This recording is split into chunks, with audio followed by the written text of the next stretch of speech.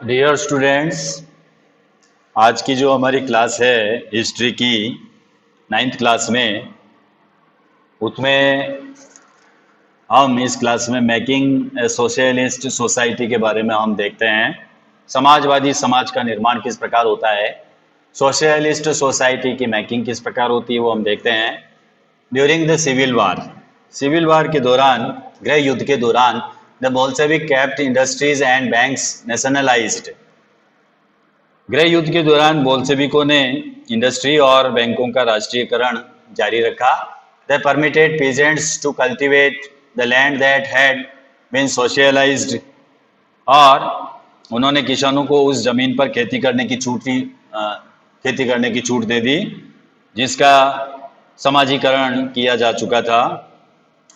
जो land socialised हो चुके थे वहाँ पर पीजेंट्स को परमिशन दे दी गई टू कल्टीवेट।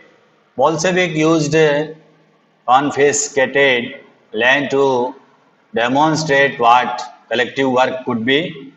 जब्त किए गए खेतों का इस्तेमाल बोल्शेविक ये दिखाने के लिए करते थे कि सामूहिकता क्या होती है। ये बताने के लिए जो है उन्होंने ये दिखाने के लिए ये किया था कि जो लैंड थे उनके ऊपर पीजेंट्स को खेती करने की परमिशन दी गई थी। A process of centralised planning was introduced. शासन के लिए सेंट्रलाइज्ड प्लानिंग की व्यवस्था लागू की गई। Officials assessed how the economy could work and set target for a 5 years period. और अफसर इस बात का हिसाब लगाते थे कि अर्थव्यवस्था किस तरह काम कर सकती है। इस आधार पर वो 5 साल के लिए लक्ष्य तय कर देते थे। On the basis they made the 5 year plans, और इसी के आधार पर उन्होंने पंचवर्षीय योजनाएं शुरू की। The government fixed all prices to promote industrial growth during the first 2 plans. और इसके अलावा 2 प्लान्स कौन से थे? 1927 टू 1932 एंड 1933 टू 1938, यानी 1927 से 32 और 33 से 38 के दौरान औद्योगिक विकास को बढ़ावा देने के लिए सरकार ने सभी तरह की जो प्राइसेस थी उनको फिक्स कर दिया। Centralised planning led to economic growth. इसके अलावा आर्थिक विकास को काफ़ी गति मिली। Industrial production increased between 1929 and 1933 by 100% in the case of oil, coal and steel. इसके अलावा 1929 से 33 के बीच तेल, कोयले, स्टील के प्रोडक्शन में 100% वृद्धि हुई। New factory cities came into being. नए नए औद्योगिक शहर अस्तित्व में आए। However rapid construction led to poor working conditions. लेकिन तेज निर्माण कार्यों के दबाव में वर्किंग कंडीशंस खराब होने लगी। In the city of Magnitogorsk the constructions of a steel plant was achieved in 3 years. मैग्नेटोगॉर्स्क शहर में एक स्टील कारखाने का निर्माण 3 साल के अंदर पूरा कर लिया गया था। Workers lived hard lives and the result was 550 stoppage of work in the first year alone. इस समय मजदूरों को बड़ी हार्ड लाइफ गुजारनी पड़ी थी, जिसका नतीजा ये हुआ कि पहले साल में ही 550 बार काम को रोका गया, stoppage of work. People had to climb down from the 4th floor and dash across the street in order to go to the toilet. और मजदूर जहाँ पर रहते थे उन क्वार्टरों में विंटर के मौसम में टॉयलेट जाने के लिए 40 डिग्री से कम तापमान के ऊपर जो है 4थी मंजिल से पीपल जो है उतरकर सड़क को एक्रॉस करते थे, सड़क को पार करके टॉयलेट जाते थे। An extended schooling system developed, और विस्तारित शिक्षा व्यवस्था विकसित की गई। And arrangements were made for factory workers के लिए अरेंजमेंट किए गए। And peasants to enter universities creches were establish in factories for the children of woman workers. इसके अलावा फैक्ट्री मजदूरों, किसानों को यूनिवर्सिटीज़ में एंटर दिलाने के लिए विशेष इंतजाम किए गए। महिला मजदूरों के बच्चों के लिए कारखानों के अंदर ही बालवाड़ियाँ खोली गई। Creches were established in factories for the children of women workers. Women workers के जो चिल्ड्रंस होते थे उनके लिए क्रैचेज वर एस्टेब्लिश इन फैक्ट्रीज के अंदर क्रैचेज एस्टेब्लिश किए गए। Cheap public health care was provided. इसके अलावा सस्ती स्वास्थ्य सुविधाएं उपलब्ध करवाई गई। Model living quarters were set up for workers. इसके अलावा जो है मजदूरों के लिए आदर्श मकान बनाए गए। The effect of all this was uneven through since government resources were limited. लेकिन इन सारी कोशिशों के नतीजे सभी जगह एक समान नहीं रहे, क्योंकि गवर्नमेंट के जो रिसोर्सेज थे वो लिमिटेड थे। ये आप देख सकते हो figure number 14। Factories came to be seen as a symbol of socialism. Factories को सिंबल माना जाता था सोशलिज्म का। This poster states the smoke from the chimneys is the breathing of Soviet Russia. एक पोस्टर में लिखा हुआ है कि चिमनियों से निकलता हुआ धुआं सोवियत रूस की सांस है। और भी आप फिगर देख सकते हो, इधर जो फिगर बता रखी है figure 15, children at school in Soviet Russia in the 1930s। 1930s के दशक में सोवियत रूस के एक स्कूल में पढ़ते हुए बच्चे बताए गए हैं। They are studying the Soviet economy.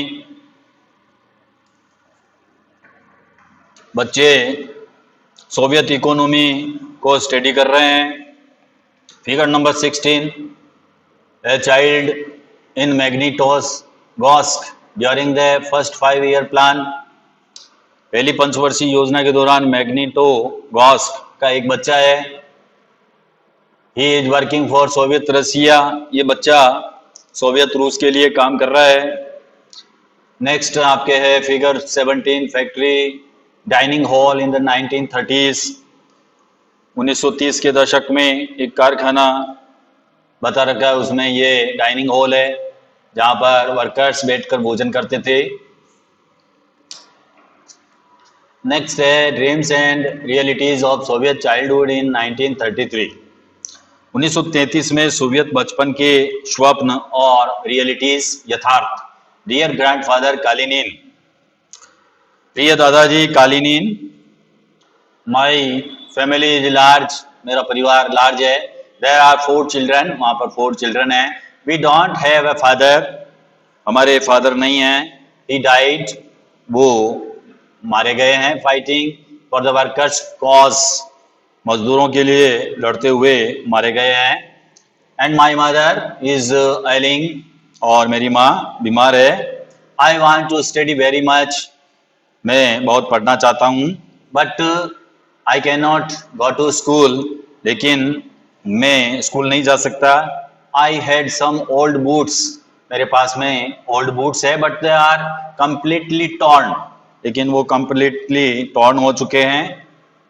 And no one can mend them, और कोई भी उनकी मरम्मत नहीं कर सकता है। माई मदर इज ए सिक, बीमार है। We have no money and no bread, हमारे पास में मनी एंड ब्रेड नहीं है। But I want to study very much, बहुत पढ़ना चाहता हूँ। There stands before us the task of studying, हमारे पास बस पढ़ने, स्टडिंग एंड स्टडिंग, बस पढ़ने की ही हमारे पास में रेस्पॉन्सिबिलिटी है। That is what Vladimir Ilyich Lenin said, तो व्लादिमीर इलिच लेनिन ने यही कहा है, but I have to stop going to school, लेकिन मुझे स्कूल जाना छोड़ना पड़ेगा। क्यों छोड़ना पड़ेगा? We have no relatives and there is no one to help us, क्योंकि हमारा कोई रिलेटिव्स नहीं है, हेल्प करने वाला कोई नहीं है, इसलिए मुझे क्या करना पड़ेगा? I have to go to work in a factory, मुझे फैक्ट्री में काम करने जाना पड़ेगा। To prevent the family from starving, family को स्टार्विंग से बचाने के लिए मुझे कमाई करनी पड़ेगी, फैक्ट्री जाना पड़ेगा। Dear grandfather I am 13, प्रिय दादाजी मैं 13 साल का हूँ, और आई स्टडी वेल, पढ़ाई में अच्छा हूँ, and have no bad reports, और मेरी कोई बैड रिपोर्ट्स नहीं है। I am in class 5th, मैं क्लास 5th में पढ़ता हूँ। Letter of 1933 from 13 years old worker to Kalinin Soviet president, Soviet राष्ट्रपति कालिनिन के नाम 13 वर्षीय एक मजदूर बालक द्वारा 1933 में लिखा गया एक ये लेटर है। नेक्स्ट है हमारा टॉपिक स्टेलिनिज्म एंड कलेक्टिवाइजेशन, एक तो स्टालिनवाद और एक सामूहिकीकरण। The period of the early planned economy was linked to the disaster of the collectivisation of agriculture, नियोजित अर्थव्यवस्था का शुरुआती दौर खेती के सामूहिकरण से पैदा हुई तबाही से जुड़ा हुआ था। मई 1927 टू 1928, 1927 से 1928 के आसपास the towns in Soviet Russia were facing an acute problem of grain supplies. 1927-28 के आसपास रूस के शहरों में अनाज का भारी संकट पैदा हो गया था। The government fixed prices at which grain must be sold, सरकार ने अनाज की कीमत तय कर दी थी। But the peasants refused to sell their grain to government buyers at these prices, लेकिन उससे ज़्यादा कीमत पर कोई अनाज नहीं बेचना चाहता था। किसान उस कीमत पर सरकार को अनाज बेचने के लिए तैयार नहीं थे। Stalin who headed the party after the death of Lenin, Lenin के बाद में पार्टी की कमान संभाल रहे स्टालिन ने क्या किया? इंट्रोड्यूस हम इमरजेंसी मेजर्स, स्थिति से निपटने के लिए उसने इमरजेंसी मेजर्स जो है लिए, कड़े कदम उठाए। ही बिलीव्ड, उसे ये लगता था that rich peasants and traders in the countryside were holding stocks in the hope of higher prices, उसे ये लगता था कि अमीर किसान, रिच पीजेंट्स एंड ट्रेडर्स क्या कर रहे हैं? कीमत बढ़ने की उम्मीद से अनाज नहीं बेच रहे हैं। उसको ये फेल्ट हुआ कि जो रिच पीजेंट्स है, ट्रेडर्स है in the countryside were holding stock in the hope of higher prices, higher prices की होप में वो स्टॉक होल्ड कर रहे हैं। Speculation had to be stopped and supplies confiscated, इसके अलावा स्थिति पर काबू पाने के लिए सट्टेबाजी पर अंकुश लगाना, व्यापारी के पास जमा अनाज को जब्त करना भी जरूरी था। इन 1928 में party members toured the grain producing areas, party के सदस्यों ने ग्रेन प्रोड्यूसिंग एरियाज का टूर किया। Supervising enforced grain collections and raiding kulaks, इसके अलावा उन्होंने किसानों से जबरन अनाज खरीदा। Enforced grain collections and raiding kulaks, और कुलकों के जो ठिकाने थे वहाँ पर भी उन्होंने रेड मारी, छापे मारे। The name for well to do peasants, रूस में संपन्न किसानों को कुलक कहा जाता था। जो रिच पीजेंट्स होते थे उनको कुलक कहा जाता था। एज ए शॉर्टेज कंटिन्यूड, इसके बाद भी अनाज की कमी बनी रही। The decision was taken to collectivise farms, तो खेतों के सामूहिकीकरण का फैसला लिया गया, कलेक्टिवाइज का फैसला लिया गया, जो लैंड थे उनको कलेक्टिवाइज किया गया। इट वाज अर्ज्ड, और इसमें यह तर्क दिया गया, जो कलेक्टिवाइज किया गया फार्म को उसके पक्ष में अर्ज किया गया, that grain shortage were partly due to the small size of holdings. ये तर्क दिया गया कि अनाज की कमी इसलिए है क्योंकि खेत बहुत छोटे छोटे हैं, इसलिए कलेक्टिवाइज करना जरूरी है फार्म का। ये तर्क दिया गया कि जो जो जो लैंड है वो स्मॉल साइज की है, इसलिए इनको कलेक्टिवाइज करना जरूरी है, ये अर्ज किया गया। आफ्टर 1917 के बाद land had been given over to peasants. 1917 के बाद जमीन किसानों को सौंप दी गई। These small size peasants farms could not be modernized, जिसका रिजल्ट ये हुआ कि ज़्यादातर किसानों के पास छोटे खेत थे जिनका मॉडर्नाइजेशन नहीं किया जा सकता था। To develop modern farms, to develop modern farms यानी फार्म्स का मॉडर्न फार्म्स को डेवलप करने के लिए, and run them along industrial lines with machinery, और उन पर मशीनों से औद्योगिक खेती करने के लिए it was necessary to eliminate kulaks, तो इसके लिए कुलकों का सफाया करना जरूरी था, एलिमिनेट करना जरूरी था कुलक का, कुलक को समाप्त करना जरूरी था।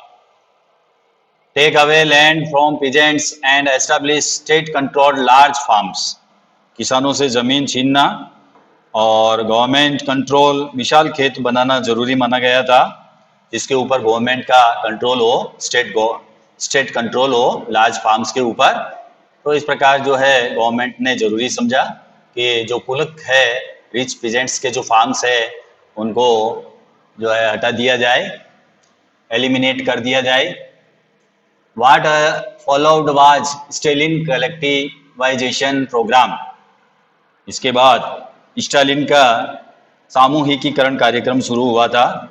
From 1929 the party forced all peasants to cultivate in collective farms. 1929 से पार्टी ने सभी किसानों को सामूहिक खेतों में काम करने का ऑर्डर जारी किया, जिसको कहते हैं कॉल खोज। जो सामूहिक खेती की जाती है, कलेक्टिव फार्म्स किया जाता है, उसको कॉल खोज कहा जाता है। रूस में कॉल खोज कहा गया उसको, कलेक्टिव फार्म्स को, यानी पीजेंट्स जो कल्टीवेट करते हैं इन कलेक्टिव फार्म्स, सामूहिक रूप से सामूहिक खेतों में जो काम करते हैं उसको कॉल खोज कहा जाता है। तो आ सकते हैं आपके ये इस प्रकार के जो वर्ड आते हैं, इसमें वो एग्जाम में आपसे पूछे जा सकते हैं। कॉल खोज क्या है? Collective farms. The bulk of land and implements were transferred to the ownership of collective farms. इसके अलावा ज़्यादातर जमीन और साजो सामान सामूहिक खेतों के स्वामित्व में सौंप दिए गए।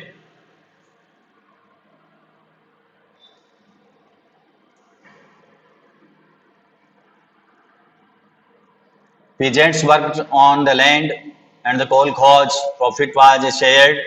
Peasants जो है लैंड में वर्क करते थे और जो भी प्रॉफिट होता था उसको कोल खोज में शेयर कर दिया जाता था।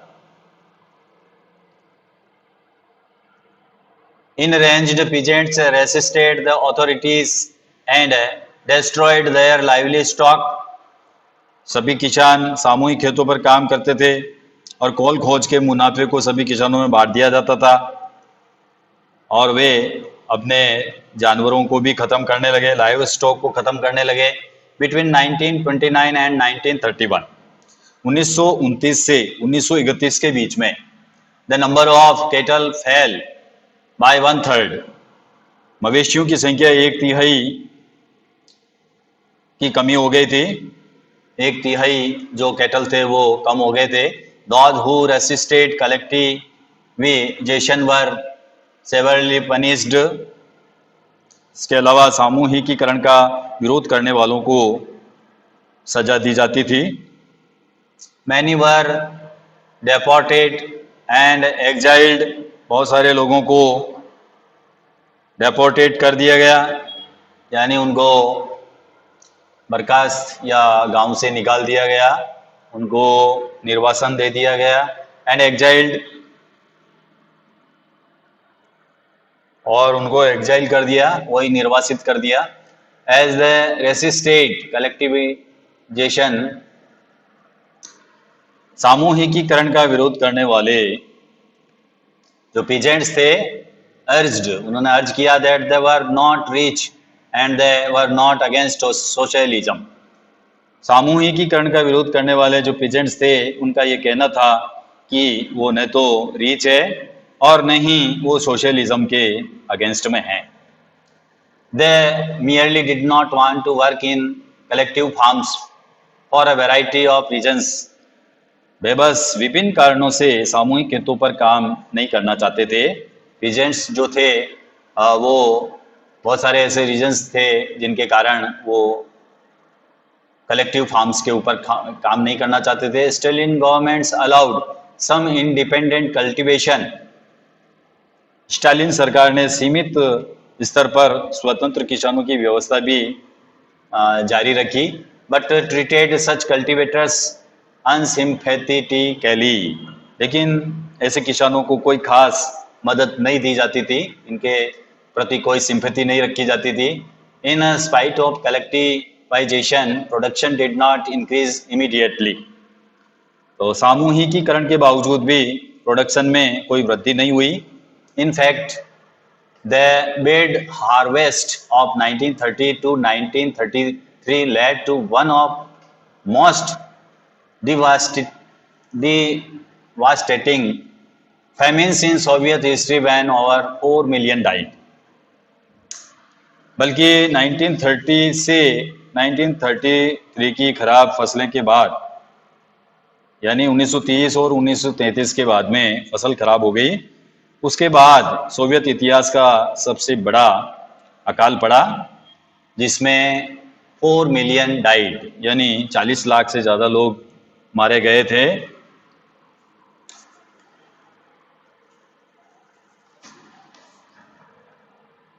Many within the party criticized the confusion in industrial production under the planned economy and the consequence of collectivization.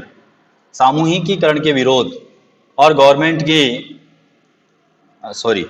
Party में बहुत सारे लोग, many within the party criticized the confusion in industrial production under the planned economy and the consequences of collectivization.